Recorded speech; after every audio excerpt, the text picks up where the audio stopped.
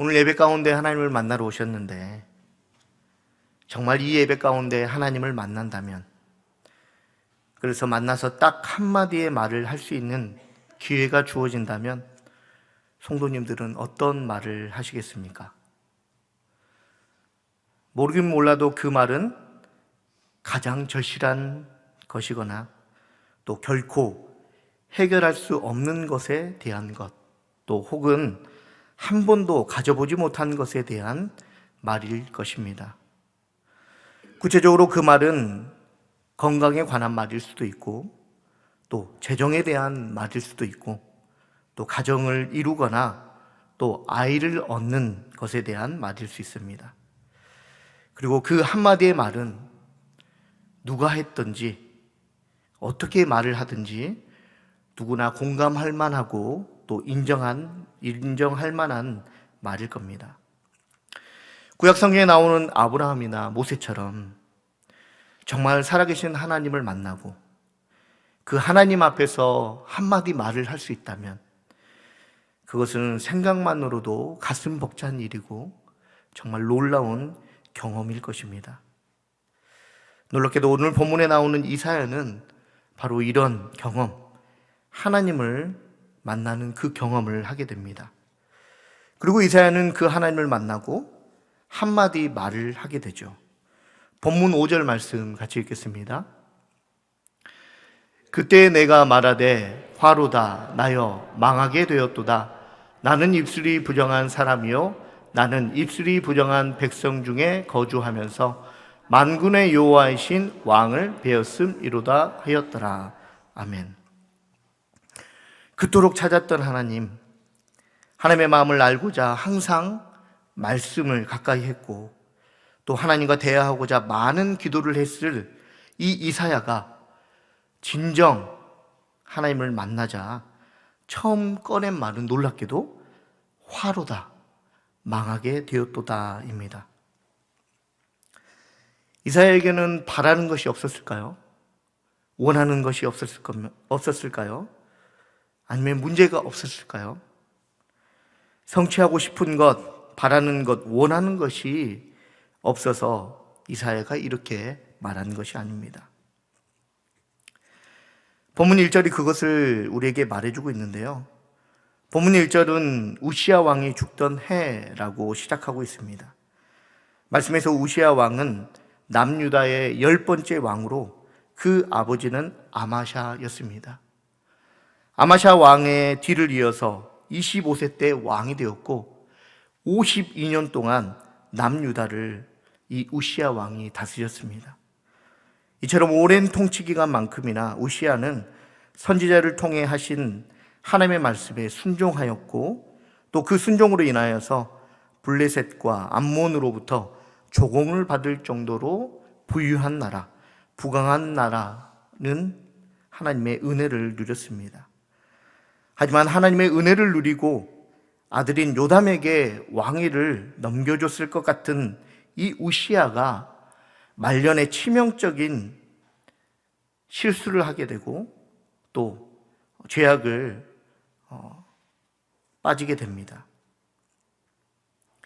말 그대로 우시야가 말년에 그 마음이 교만해져 버려서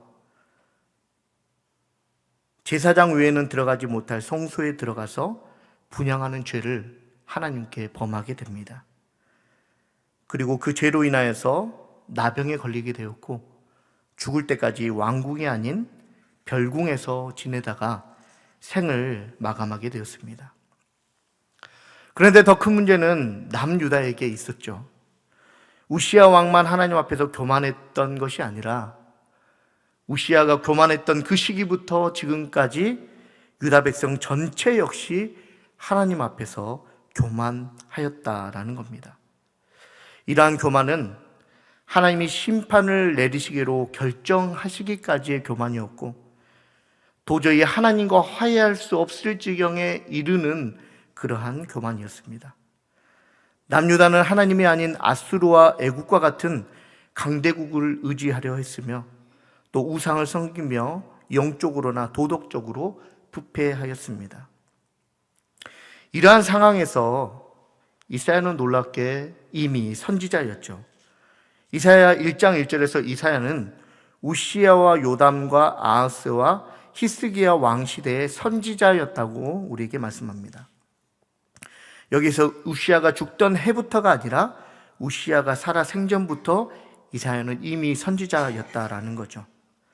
이렇듯 이사야는 선지자로서 하나님과 화해하지 못하고 교만으로 하나님의 심판만을 남겨두고 있는 유다 백성들을 향한 수많은 기도 제목이 있었을 것입니다.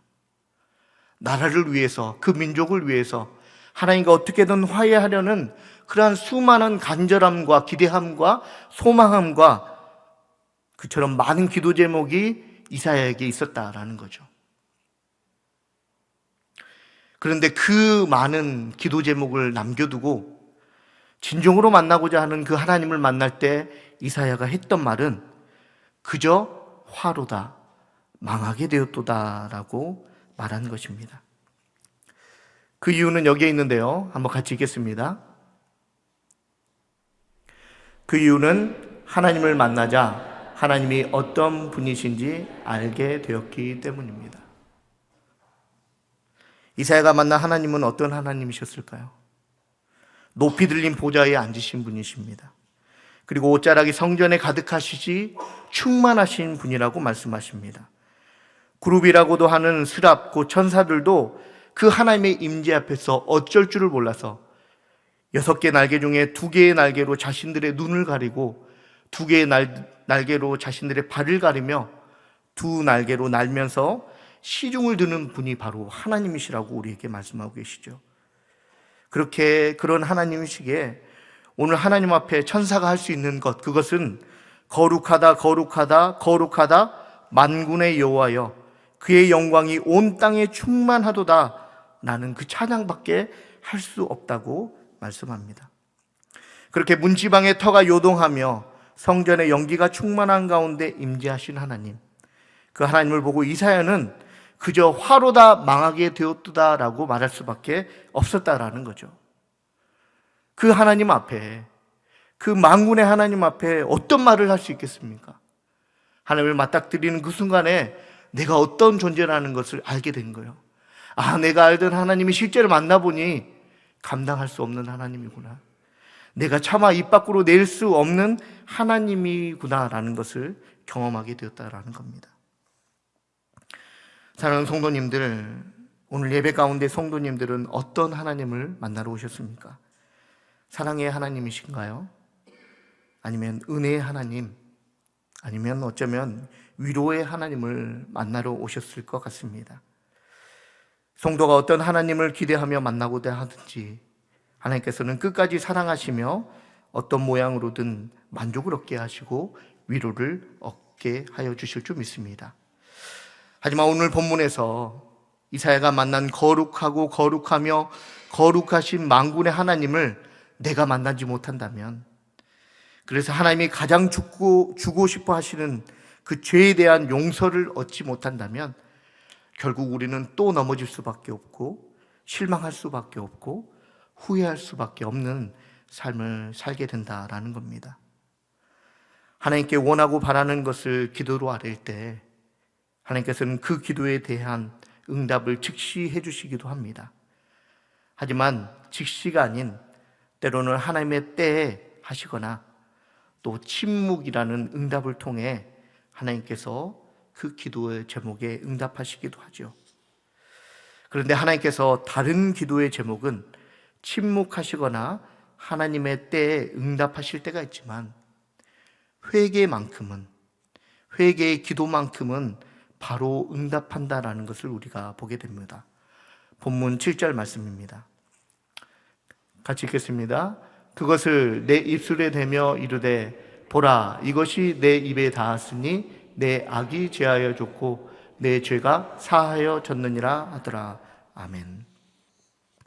하나님께서는 망하게 되었다고 고백하는 이사야를 그냥 내버려 두지 않으시고 그 즉시 천사를 통해 제단에서 핀 숯을 이사야의 입술에 대며 악을 제하여 주시고 또 죄를 사하여 주셨습니다.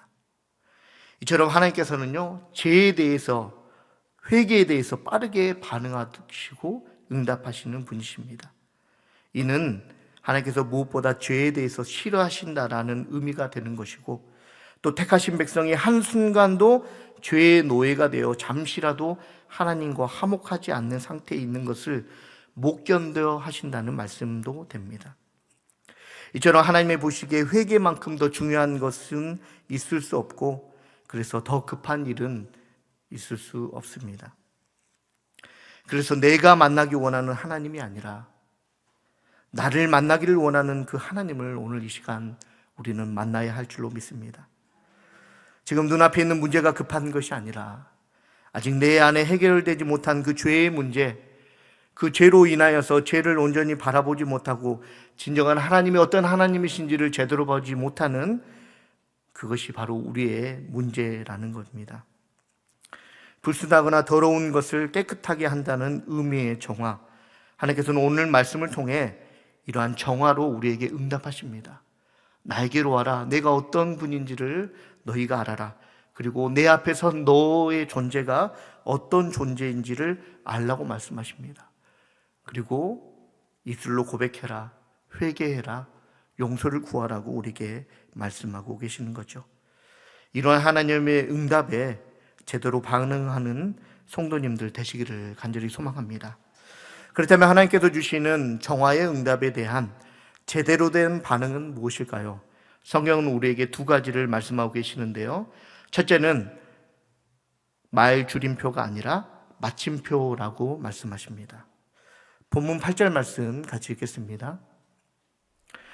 내가 또 주의 목소리를 들으니 주께서 이르시되 내가 누구를 보내며 누가 우리를 위하여 갈고 하시니 그때 내가 이르되 내가 여기 있나이다 나를 보내소서 하였더니 아멘. 회개하지 않는 유다 백성들을 향한 하나님의 말씀을 전한 누군가를 찾으시는 그 하나님의 물음에 이사야 선지자는 내가 여기 있습니다, 나를 보내소서라고 반응합니다. 이러한 이사야의 고백을 말씀으로 접할 때마다 저만 그런 것이 아니라 어쩌면 성도님들도 참 대단하고 부럽게 여길 것입니다. 나도 정말 하나님 앞에서 저런 사람이고 싶다라고 꿈꾸며 또 우리 모두가 바라고 있습니다. 그런데 말씀을 준비하면서 이사야가 대단한 사람인 것은 맞지만 하나님이 베풀어 주신 은혜에 비교할 때 어쩌면 이사야의 행동은 당연하지 않을까라고 생각해 보게 됩니다. 이사야는 하나님을 만나고 화로다, 망하게 되었도다라고 말하죠. 이는 단순히 말에 그치는 것이 아니라 이제 곧 죽을 일만 남았다라는 그 절규와 또 비명과 가까운 고백입니다. 그렇게 언제 죽을지만을 생각하는 그 이사야에게 하나님께서는 수술을 통해 악을 제하여 주시고 죄를 사하여 주셨습니다. 이 과정에서 이사야는 말 그대로 죽다 살아난 경험을 하였다라는 겁니다. 성경에서 이사야 외에 죽다 살아난 것과 같은 경험을 한 인물들이 많이 있죠. 오늘 두 가지 인물을 소개하고자 하는데요. 먼저 아람 족속의 군대 장관인 나아만 장군입니다. 그는 큰 용사였으나 또한 나병 환자였죠. 이러한 나병을 낫기 위해 엘리사 선지자를 찾았고 우여곡절 끝에 좋은 대로 요단강에서 몸을 7번 잠그니 어린아이의 살같이 회복되어 깨끗하게 되었습니다. 나병이라는 질병으로부터 한 번도 벗어나 보지 못했는데 하나님의 은혜로 그 질병으로부터 벗어나니 이제 죽다 살아난 이 나아만 장군은 이런 고백을 하게 됩니다.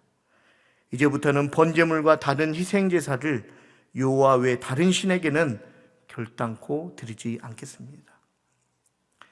이게 나아만 장군이 대단한 것이 아니라요, 이러한 고백을 하는 은혜를 주시는 그 하나님이 크고 놀라우신 분이라는 것입니다. 그리고 삭개오는 세리장이고 부자였음에도 여전히 그 마음에 만족을 얻지 못하다가 예수님을 집으로 초대하고 비로소 예수님으로부터 만족을 얻자 자신보다 귀하게 여겼던 소유의 절반을 가난한 자들에게 주고 만일 누구의 것을 속여 빼앗는 일이 있다면 내 갑절이나 갚겠나이다 라고 선포하고 있습니다. 어쩌면 자기 살보다 더 귀중히 여겼을 그 소유를 그냥 종이 조각처럼 다른 사람들에게 주겠다라고 말하는 이 삭개오가 대단한 것이 아니라 이렇게까지 할 수밖에 없는 그 은혜를 주신 하나님이 대단하신다, 놀랍고 크신 분이라는 것입니다. 성도님들 또한 한 번쯤 크고 작은 일로 죽다 살아난 경험들이 있으실 것입니다. 그리고 저마다 다 다르겠지만 죽을 것 같은 상황, 정말 이 문제에서 결코 헤어나지 못할 것 같은 그 상황에서 누군가 나를 살려주고 또 누군가 그 문제를 해결한다고 하면 그 누군가에게 내가 하지 못할 것이 무엇이 있겠습니까? 그 사람을 향한 그 마음은 말 줄임표 글쎄요가 아니라 항상 마침표 그렇습니다, 하겠습니다 라고 나가 되는 거죠. 부끄럽지만 저도 그랬습니다. 제가 20대 중반에 예배 가운데 기도를 인도하시는 목사님이 저에게 하나님께 하고 싶은 말을 해보라고 할 때 하나님의 사랑이 너무나도 감격스러워서 저는 이렇게 고백했죠. 하나님, 저는 남들이 제일 더러워하는 것, 제일 싫어하는 것, 그런 것 하며 살겠습니다 라고 했죠. 근데 여기서 멈췄어야 됐어요. 근데 하나님의 은혜가 너무 큰 거예요. 그래서 정말 제가 하지 말아야 될 얘기를 했습니다. 하나님, 제가 똥찌개라도 지겠습니다. 제 앞에 미래 목회 사역이 기대가 됩니다. 과연 그 똥찌개는 어떤 똥찌개일까? 네. 어쨌든 드리고 싶은 말씀은 받은 은혜가 너무 클 때 마음에 따라 선포하지 마시고 알겠습니다 라고만 하시고 마음에 품으면 좋을 것 같습니다. 제가 왜 그랬는지 아시잖아요.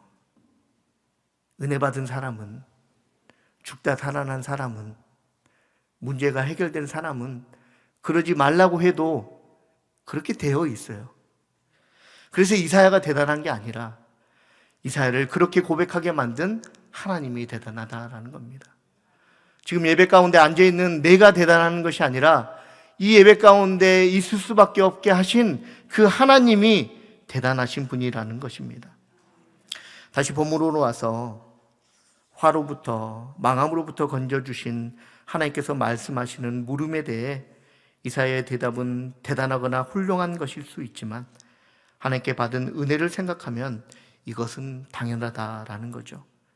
그만큼 하나님의 은혜가 말로 닿을 수 없을 만큼 크고 놀랍기 때문입니다. 그러니 하나님께서 순종을 요구하실 때 상황을 고려하는 것이 아니라 내게 주신 그 하나님의 은혜를 떠올리시기 바랍니다. 죽을 수밖에 없는 나를 예수님의 십자가의 보혈로 살려주신 그 은혜 앞에 우리가 할 수 없는 것은 아무것도 없습니다. 이처럼 크고 놀라운 하나님의 은혜, 이사야에게만 주시는 것이 아니라 오늘날 저와 성도님들에게 주셨고 또 주실 줄 믿습니다. 그런 주님 앞에 받은 은혜만큼 말 줄임표가 아니라 마침표로 반응하는 은혜가 있기를 간절히 소망합니다. 하나님께서 주시는 정화의 응답에 대한 제대로 된 반응은 둘째, 물음표가 아니라 느낌표라는 겁니다. 본문 11절 상반절 말씀 한번 같이 읽겠습니다. 내가 이르되 주여 어느 때까지이니까 하였더니 아멘. 하나님의 물음에 말 줄임표가 아니라 마침표로 반응한 이사야에게 하나님께서는 여호수아에게 하셨던 말씀, 강하고 담대하라, 두려워하지 말며 놀라지 말라, 내가 어디로 가든지 내 하나님 여호와가 너와 함께 하느니라 라는 동일한 말씀을 하지 않으셨습니다. 어쩌면 듣지 않는 것이 더 나았을 말씀을 하셨다라는 거죠. 본문 9절에서 10절 말씀 한번 같이 읽겠습니다. 여호와께서 이르시되 가서 이 백성에게 이르기를 너희가 듣기는 들어도 깨달지 못할 것이요 보기는 보아도 알지 못하리라 하여 이 백성의 마음을 둔하게 하며 그들의 귀가 막히고 그들의 눈이 감기게 하라. 염려하건대 그들이 눈으로 보고 귀로 듣고 마음으로 깨닫고 다시 돌아와 고침을 받을까 하노라 하시기로. 아멘. 이제 이사야는 하나님께서 베푸신 정화의 응답의 반응을 통하여 남유다 백성들에게 하나님의 말씀을 선포하게 됩니다. 그런데 하나님의 말씀을 선포할 때마다 능력을 주셔서 힘있게 말씀이 선포되므로 그 말씀으로 인해 회개하게 하는 것이 목적이 아니다라는 거죠. 오히려 말씀이 선포되어도 깨닫지 못하고 알지 못하고 귀가 막히고 눈이 감기게 하는 것이 바로 이사야의 역할이었다라는 겁니다. 하나님의 이러한 말씀을 통해 알 수 있는 것은 하나님을 향한 유다 백성들의 교만과 죄악이 이처럼 돌이킬 수 없는 데까지 이르렀다라는 거죠. 그리고 하나님께서 이토록 냉정하게 말씀하시는 진짜 이유는 심판하시기 위한 목적이 아니라 지금 너희의 현실을 직시하다라는 겁니다. 유다 백성들이 회개가 아닌 계속해서 죄악 가운데 머물게 한다는 것은 하나님의 말씀을 선포하는 이사야로서 받아들이기 힘든 일이었을 것입니다. 그럼에도 이사야는 그 하나님의 말씀에 왜라는 물음표가 아니라 알겠습니다. 그런데 언제까지입니까? 라는 느낌표로 반응했다라는 겁니다. 사랑하는 성도님들, 하나님이 맡기신 자리 그리고 사역에는 항상 난관이라는 것이 있습니다. 오늘 이사야와 같이 하나님의 말씀에 순종하여서 전도를 하라고 하셔서 전도를 했는데 그 전도가 열매 없는 전도가 된다고 한다면, 선한 일을 맡기셔서 순종했는데 전혀 감사가 있지 않고 도리어 분쟁만 있게 되는 그런 상황 가운데 놓이게 된다면, 그럼에도 물음표가 아니고 마침표로 나아가야 하는 이유는 물음표로는 그 어떤 것도 얻을 수 없기 때문에 그렇습니다. 오히려 불만과 억울함만이 계속해서 생겨나는 것, 그것이 하나님 앞에서 느낌표가 아니라 마침표, 왜요? 라고 하는 그 순간부터 우리는 그런 길을 가게 된다라는 겁니다. 하지만 수많은 물음표의 상황에서 하나님의 말씀이기에 마침표로 나아간다면 결국 그 해답과 끝은 하나님이 가지고 계시기에 반드시 이루실 줄 믿습니다. 그러므로 물음표의 반응이 아니라 느낌표의 반응으로 매 순간을 살아가는 복된 성도님들 되시기 바랍니다. 하나님이 주신 은혜, 정화의 응답에 마침표로 반응하는 것은 어쩌면 한 번에 결정하기 어렵지 않을 수 있습니다. 하나님, 제가 가겠습니다. 그만큼 은혜가 있다라는 거죠. 근데 내 삶에 항상 물음표가 있는 상황에서 물음표로 반응하지 않고 느낌표로 반응하는 것, 이것은 엄청 어렵습니다. 왜냐하면 우리는 죄인이거든요. 그래서 해보겠습니다 라고 말하기 전에 왜 제가 이걸 해야 됩니까? 라는 말이 빠르다는 거죠. 하지만 우리가 그럼에도 불구하고 수많은 인생길에서 여전히 많은 물음표가 남아있다고 할지라도 하나님의 말씀 앞에서 느낌표로 반응해야 되는 이유, 그것은 하나님께서 책임져 주시는 인생이기 때문에 그렇습니다. 어쩌면 지금 제대로 반응하며 하나님의 말씀 안에서 순종하며 나아가는 지금 역시 계속해서 이어지는 물음표와 같은 상황으로 우리는 많이 지쳐 있을 수 있습니다. 그런데 이런 상황에 계속해서 물음표로만 반응한다면 그것은 헤어나올 수 없는 늪처럼 아무 도움도 되지 않고 그저 지치게만 하고 짜증나게만 하고 우울하게만 한다라는 겁니다. 이런 때일수록 물음표가 아니라 느낌표로 지금 당장은 하나님의 뜻을 알 수 없지만 이 길을 가게 하신 하나님을 믿고 계속해서 순종하며 나아가는 것이 바로 성도인 우리의 몫일 줄 믿습니다. 앞으로 더 좋아질 거라고, 더 나아질 거라고 우리는 장담할 수 없습니다. 하나님께서 어떤 길을 가게 하실지, 더 많은 물음표들이 나를 힘들게 하고 어렵게 할지 우리는 알지 못합니다. 어쩌면 지금보다 더 많은 물음표에 반응함으로 인하여서 더 많은 아픔과 고통이 우리를 기다리고 있을 수 있습니다. 하지만 물음표를 물음표로 반응하지 마십시오. 느낌표로 반응하시기 바랍니다. 왜냐하면 그 길만이 죄악에서 벗어나는 하나님으로 인해 구원을 얻는 길이며 하나님께 걸어가게 하시는 유일한 길이기 때문에 그렇습니다. 구루터기 되시는 예수님이 이 땅 가운데 재림하실 때까지 마침표로 또 느낌표로 하나님의 응답에 반응함을 통하여서 하나님께서 예배해 놓으신 구원을 누리는 복된 저와 성도님들 되시기를 간절히 소망합니다.